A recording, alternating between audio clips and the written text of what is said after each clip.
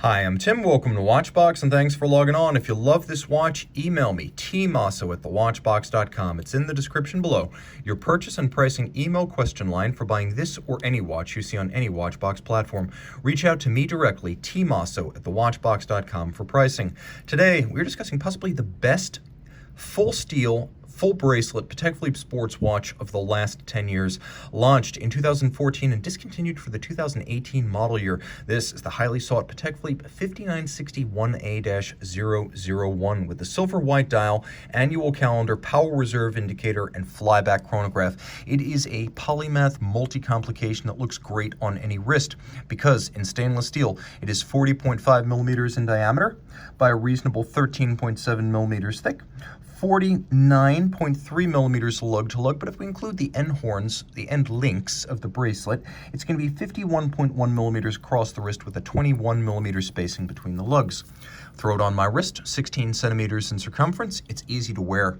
Even though it is a little bit broad, I would still say a wrist as small as 13.5 centimeters circumference can wear this watch because of the shape of the case. And you can see that the shape, like a tonneau, arcs around the wrist rather than flaring out awkwardly. It's also very nicely balanced on the bracelet and immensely comfortable. It looks fantastic. It's a sports watch, it's a dress watch, it's your only watch. It could easily serve that role. Now jumping over to the bracelet, you can see that it is a 5-link design with relatively small individual links, and as you'll note from the underside, it's very well vented, so it's ideal for hot weather. Everything's of high polish, and if you look here, you can see pins and sleeves are used to fix the removable links, so you will need a block and a punch to size this bracelet, but once sized, it's an absolute pleasure. As you can see, double deployant, it has a clamshell lock, and a thoughtful detail. If you look in here, you can see there is a spring-loaded ceramic pin snap. The steel cannot aggress against the ceramic, so it will always retain its tight and snappy factory manufacturing tolerances.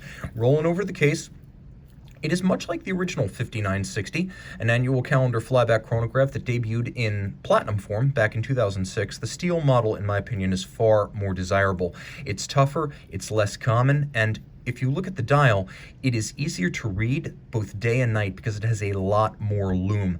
We'll talk more about the dial in a moment. You can see the case is fluid and graceful. The lugs come to a handsome tapered point. Everything's of high polish. It's organic. It is beautifully drawn out, almost as though it were melting molten metal drawn out and flash frozen, still in a liquid form. Pump style pushers, Calatrava cross crown, and then you can see there's a concave bezel to thin out the visual appearance of the watch. Now the dial is silver white, more white than silver, with what Patek calls an opaline, or very slightly grained matte surface. The indices here, as you can see, are dramatically blackened white gold, as are the hands. There's plenty of lume outboard. You can see there's a white on black track outboard for reading your seconds and minutes. And then the contrast between the hands and the indices is a lot higher than on the dress watch version of the 5960, plus there's a lot more lume, and we'll see that when we go to the lume shot. Note that there are alternately satinated and polished blackened facets for the annual calendar. You have your day, your date, your month. You need to adjust it only once a year during the jump from February to March, so we're approaching annual calendar day 2021, I should say. There's a power reserve indicator just below. The watch has an automatic winding power reserve of up to 55 hours. And then you can see it as a flyback chronograph. See the mono counter down at 6 o'clock? You fly back, you restart. You don't have to stop before restarting this chronograph, so you can time events that occur in rapid succession. Now with the mono counter, you have this little AM/PM disc, so it'll turn blue, dark blue, during the night. When it turns blue, you know not to use these pusher adjusters. You know not to use the quick sets for the calendar. You also know whether you're looking at AM or PM for the sake of setting the annual calendar. Now you have coaxial chronograph hours and minutes down at 6 o'clock. That's how Patek manages to keep the dial clean. You've got a tri-register chronograph, but only one coaxial register for both the hours and the minutes. Turn it over, and you have a beautiful movement. This was Patek's first ever automatic winding in-house chronograph caliber. A similar model is found in the Nautilus 5980 chronograph, but this one's more complicated than that one because this one incorporates the full-fat annual calendar.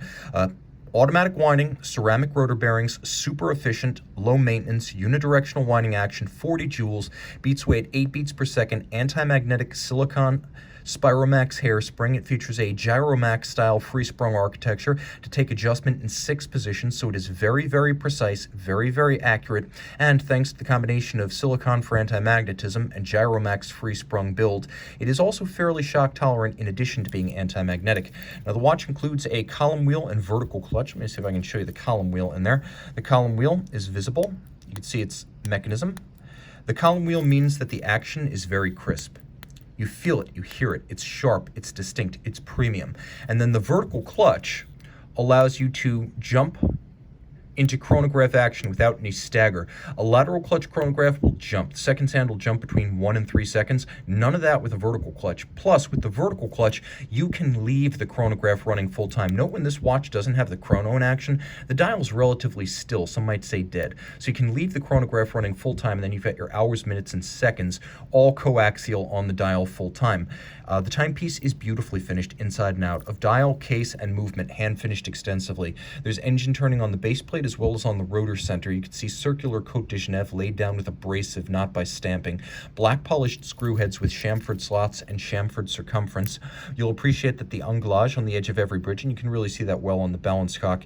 It is mirrored, rounded, and though started by mechanical means, critically it is finished by hand and finished off with gentian wood. All chronograph components as well as wheels are satinated on their tops and beveled on their side. It is a truly good-looking chronograph caliber in a gorgeous and rare watch. Integrated bracelet, stainless steel Patek Philippe sports watch. Oh, and it's also a multi-complication. Get this, not the Nautilus. 30 meters water resistant, so it's not necessarily a swimmable sports watch, but then again, there are many watches that can swim, and there are very few of these. Reach out to tmosso at thewatchbox.com for purchase and pricing details.